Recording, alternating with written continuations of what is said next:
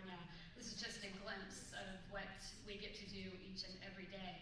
We also play this at our new employee orientation. We think it's extremely important that as new team members join CalPERS, that they understand why they're there, that they're mission aligned, and we put a lot of effort into ensuring that we're hiring the right talent who can serve our members. So I'm going to have some slides here that we can go through. So example of the members we serve, but we serve over 2.2 million members here in the state of California, and the total fund value has ticked up a bit. We actually did hit a couple years ago, we hit that $500 billion mark.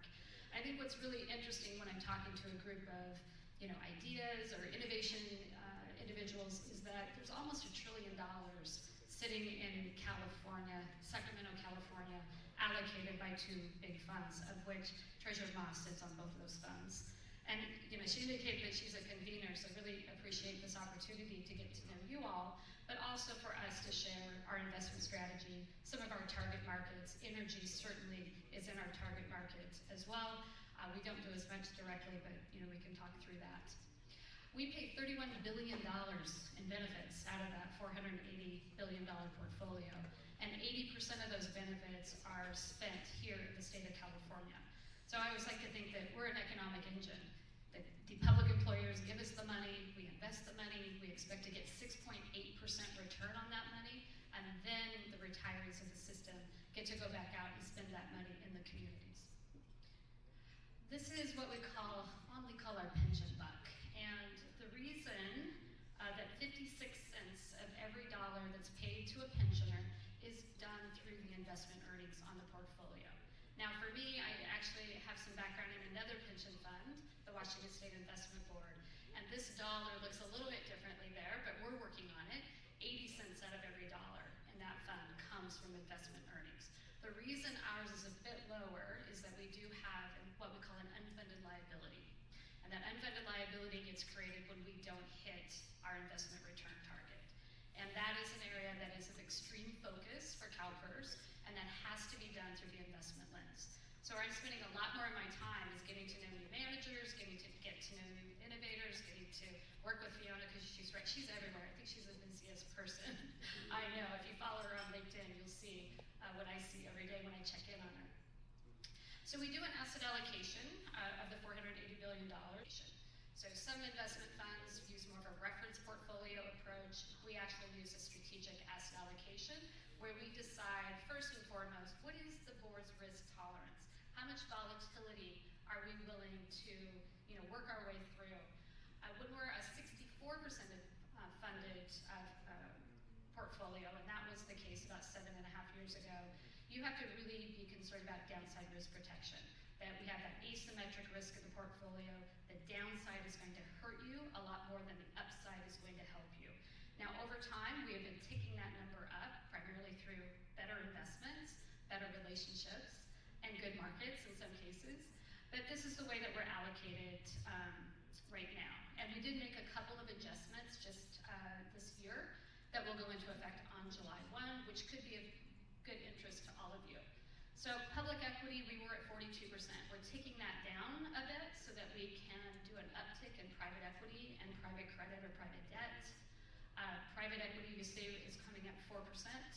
And the strategy really on the private equity team has been moving away from the mega buyout funds.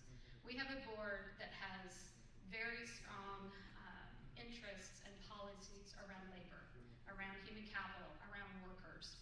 And what we were finding is there's a lot of risk that gets carried in the buyout fund as it comes to labor principles. Typically, those companies are bringing down compensation, or they're restructuring the company that may have a more direct impact on its employees and its workers. Along with that, we also found that over the 15-year look back that we did in our private equity program, that we were really inconsistently pacing. And so at the time, after the 08-09 financial crisis, we had stepped away from private equity. Well, those happened to be the best vintages in those next 10 years following. And we missed out on all of that opportunity, as well as the opportunity that was happening in Silicon Valley with all of the venture capital and innovation happening there. We were not investing there, and we were not investing there at scale. Fixed income, again, that's coming down a bit. We've got a great program there. We just put in an emerging market debt strategy that's performing extremely well. That's something the board did about 2 years ago. Private debt is really interesting to us. So we had an allocation at 5%. We're not even at 5% yet, but the deal flow is so high that we think that we can actually get to 8% over the next 2 to 3 years. I know we'll have to watch the regulatory environment in banking to see if that's still going to play out to be true, but even though this is a strategic asset allocation, we do look at it every 2 years with our board. Make sure those capital market assumptions are doing what we expected that they would do, and if not, where does the team see that adjustments would be necessary? Real assets, that's infrastructure. I've heard some infrastructure here, including the presentation that was just made. That's something that the team wants more of. We have a very high appetite, but it's a very crowded space, and so we're competing with a lot of our peers around the globe on those major infrastructure projects. And then leverage. We had a lot of consternation about the idea that a pension fund was going to lever a portfolio and lever at a time that we were underfunded, lever at a time that interest rates were coming up. But that has worked well for us. We've not seen any distress in that. We're not at even our 5% policy target at this point. So I mentioned this. This is the California investment piece of this. So this is how the team is investing in the state of California. You would expect us to be in the state of California. It is the 5th largest economy. Global equity, those are listed companies. We don't do much yet actively there. We are looking at bringing active mandates back into public equity, but that is a project underway. We've had a bit of a problem hanging on to a CIO. So these strategies tend to change a bit, and we get a little bit of strategy drift, and very excited to tell you that we hired our new Chief Investment Officer, a gentleman named Stephen Gilmore, will be joining us on July 15th, and he's coming out of the New Zealand Super Fund. So fixed income, but probably where you have more interest is in the last 3, real assets. Happy to report, I don't think Fiona knows this yet, we just funded one of our first affordable housing deals with a manager that I'll be able to report out very soon. So we're getting back into that market, which I think is really interesting for us, interesting for our board. It's been a top priority for them, but trying to find the right deal terms that get us to our return assumption. We've had a bit of a challenge there, but we found a manager, have a lot of conviction in that manager, and think we'll be able to deploy more capital over time there. And then return expectations. So I mentioned that. So in 2016, the return expectation was 7.5. That was not aligning well with our 20-year look forward on the actuarial assumptions on inflation. And so what we did is over a series of 3 years, we notched that from 7.5 down to 7, and then we had a risk mitigation policy that essentially said when we outperform the markets at a certain level, we will lower the rate in which we discount our liabilities and what we expect on the portfolio. So we're sitting at 6.8. I would imagine we'll be sitting at 6.8 for quite some time. So these are the returns so far. So 5.8 obviously didn't hit the 6.8, and anytime we don't, that adds to that unfunded liability that our 3,000 public employers are paying. But at 7.1, so the other 3 reporting periods, we are in excess of the current assumed rate of return, but not always at the assumed rate of return that was in place at that time. So go ahead, Lee. And I think there's a lot of interest and curiosity. We announced our 2030 Sustainable Investment Plan, and the market has been really curious about, well, what does that mean? What are your target areas? What are the sectors you're looking at? What type of managers? Are you doing anything directly? And so I want to talk with you a bit about that. So $100 billion out of the $480 billion portfolio, roughly, just use easy math, 20% of the portfolio, we want to put into sustainable investments. And that has really 2 components to it. One is on the energy side, right? So climate technology, climate adaptation, climate moving companies, giving companies capital to move from brown to green. But it also has a diverse manager component to it as well, and I'll talk through some of those. And then the DEI pillars at CalPERS. CalPERS has long held a belief, an investment belief, that diversity on corporate boards, diversity on the team at CalPERS, that we're going to make far better sustainable decisions when we have people of different backgrounds and race and ethnicity sitting at a table, working on a problem, working on a deal. So we have been doing this for over 20 years, And so it's based on culture, our talent management, how we hire people, our health equity. It was mentioned that not only do we do investing of a very large portfolio, but we are the second largest purchaser of healthcare beyond the federal government. So we have really a dual mission. We have the pension administration, but we have retirement and healthcare. We are fortunate in the state of California that if you're a retiree out of CalPERS or CalSTRS, you will have a healthcare option available to you. In some places that is free. California state retirees get free retiree health care after they're vested. For some of our school employees and public agencies, there is basically a stipend that they can spend. That stipend covers the majority of their health care throughout their retirement. Supplier diversity, making sure as we're procuring services, as we're working with managers, that we're taking diversity into consideration through the way that we select and hire and procure services. And then, of course, our investment side. Okay, so I'm going to go ahead one more. Oh, that's back. There we go. Okay, so opportunities ahead, as I mentioned, global public equity, we see the energy transition opportunities, investing in companies, giving them capital. And we will get a bit of feedback on this because many of our counterparts have emission reduction targets in their portfolios. We've taken a completely different approach. We've said capital has to be provided into the energy transition, and why shouldn't CalPERS be a shareholder in that? We can hold companies accountable, we can nudge, we can pull, whatever we need to do to get the portfolios better situated by the commitment that we made to be net zero by 2050. So we see opportunities there. We just signed 2 deals in that area, which we'll be communicating out to the board here in our June meetings. We're a very transparent organization, but we're a little bit shy about talking about the deals and talking about the companies we own. We're working on that. I know Alexis is nodding. And so watch for that, more of that to come. And then private markets. This, again, is likely more of an interest for you. So looking at venture capital, we want to put a lot of venture capital back to work for CalPERS. We want to do more co-investing. We don't do much purely direct investing like you will see in some of the Canadian plans. Our way of direct investing is really through co-investment features. And so moving that target from 13% to 17%. So we're sitting at roughly 15% of the portfolio in private equity, but still have checks to write. And it's probably a good problem to have or a bad problem to solve. But it's really hard for us to find scale, right? The checks have to be a certain amount. So a lot of the innovation, particularly in venture capital, particularly in climate solutions, are really small checks, and we really have to work with other pension funds. We're not opposed to working with CalSTRS on some of this and co-fund these options, but the checks tend to be pretty small for us to do anything more directly. So we're usually doing those through managers.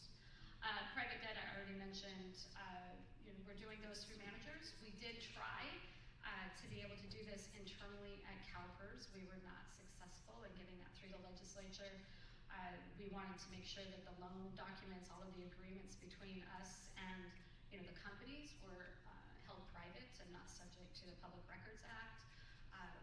We were not able to get that through the legislature, even though we have wonderful credit underwriters at CalPERS. So we are paying that extra bit of fee on these strategies that we frankly shouldn't be paying, but we'll take another stab at that once we get our CIO in place. And then sustainable investments, that's the $100 billion. Actually, the sustainable investment team is in Europe right now, talking to 2 of the funds that we just did, and those were both energy plays. They're in London and they're heading over to Copenhagen. But I'll put a little pitch. If people want to come work at CalPERS and work on some of our sustainable investing, we are increasing the size of that team. It was a very small but mighty team in the past, but we're adding 10 new positions to that. Now, they do not have their own allocation of capital yet.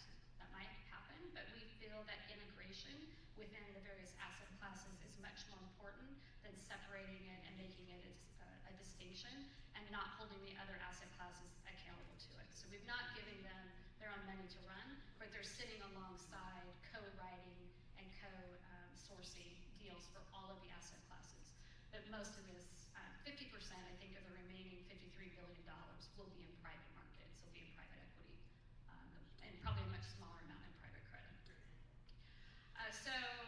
Again, I talked about this. We have about 700. We actually have this slide needs to be updated. 780,000 retirees, but I think this is just the percentage that has remained in California. I'm a little dismayed that the average pension benefit is about $3,500 a month, and people are able to survive on cost of living here in California. That's been a little bit of a surprise to me. But that's that $27 billion that continues to get paid here in the state of California throughout the various communities. So I know we don't have time, we probably do have time for questions. Is it okay to do questions? So that was more of a high-level primer, of course, and I figured there would be more questions and I could get into details, so yeah. Yeah, so, representing the King's Commissioner of the Netherlands, obviously, this is a very good benchmark that you're providing us. So the Dutch pension fund, to which I also am a member, being a Dutch civil servant, is the ABP. You probably know about it. ABP. I think you're number 5, they're number 4, around that ballpark. Yeah. But there's some distinct differences that I really like to point out. So the Dutch, being champion in sustainability, they do not invest 100 million or 100 billion towards sustainability. I think that's what was being said, right? So the Dutch right now, I just checked it, just the day before yesterday, they announced 30 billion. Quite sizable, but not what California is doing. So I will report back to the King's Commissioner to go talk to CalPERS. Because I think we should do way more. I think the Dutch should do way more than just the pathetic 30 billion. That's my message, okay? Now, I gotta take something home that is really gonna, impress him. This is very impressive, but I also have one remark or a question actually. In the Netherlands, everything is about the coverage ratio. I'm not sure if that's the right term. It means that moving forward, will you be able to pay the pension? So in the Netherlands, by law, pension funds have to meet 110%. If they don't, they're not allowed to raise pensions on an annual basis, which has been hurting me, being a civil servant, having to pay my bills here in California, but being paid a Dutch salary with a Dutch pension, looking forward to the future. So currently their ratio is exactly 110%. So they've been raising my pension again. That's good. What is the coverage ratio for the CalPERS members? Can you give us an idea? Yeah. Maybe it was in your presentation, but I may have missed it. So thank you. Yeah, thank you for that question. It's 74% funded.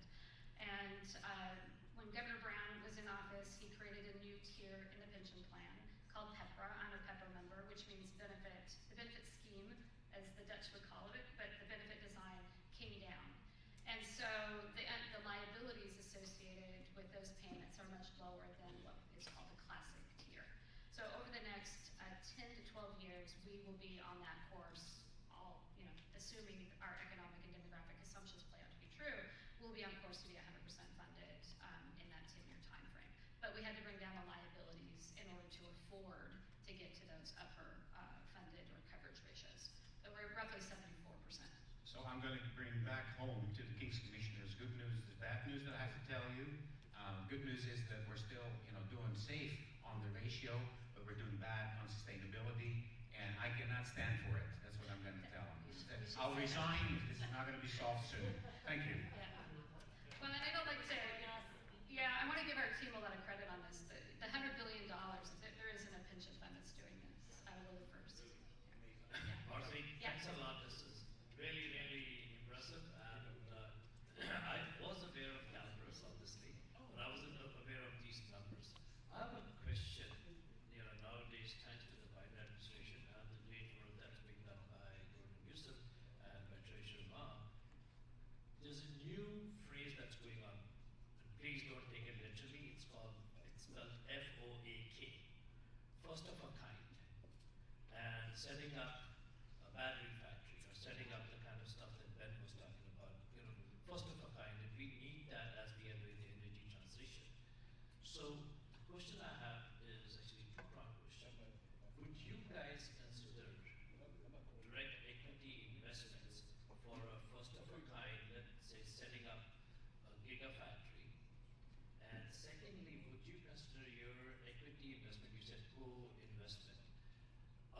alongside, let's say, grant funding from a federal agency as well as debt financing from, let's say, DOE's loan program office. Would that be considered as co-investment or co-funding, or would you need them to come along as an equity investor?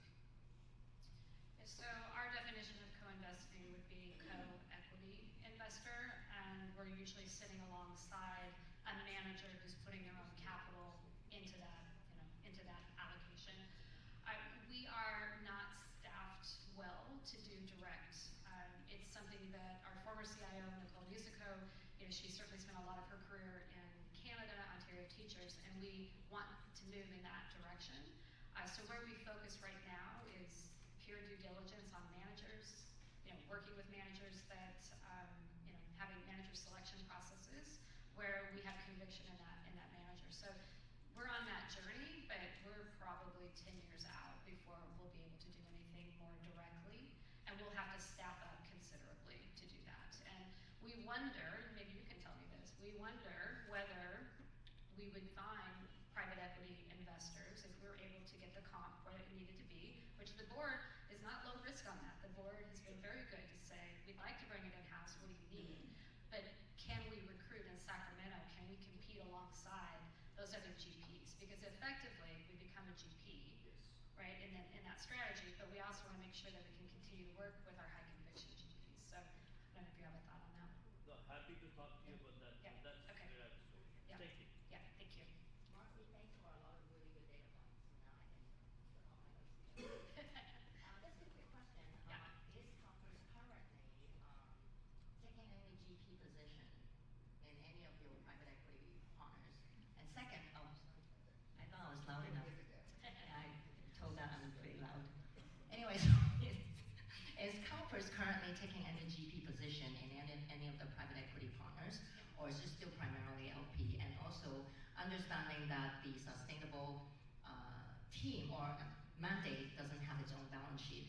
So my understanding is that for any investments, it requires dual signature for that particular asset class and the sustainable head.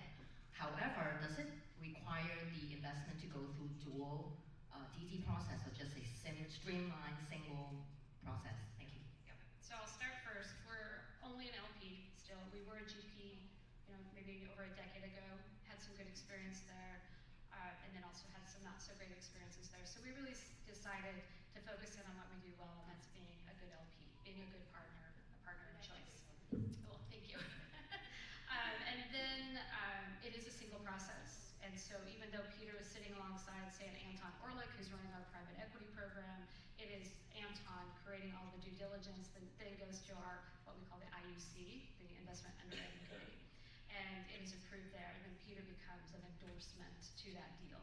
And he and his team are research providers, and they do much of the analysis on the deals from a climate standpoint, from a DEI standpoint, and then they sit alongside, but they do sign off on it. Peter Cashin, who's the head of our SI team, does sign off on those deals, but it is a single path to the IUC.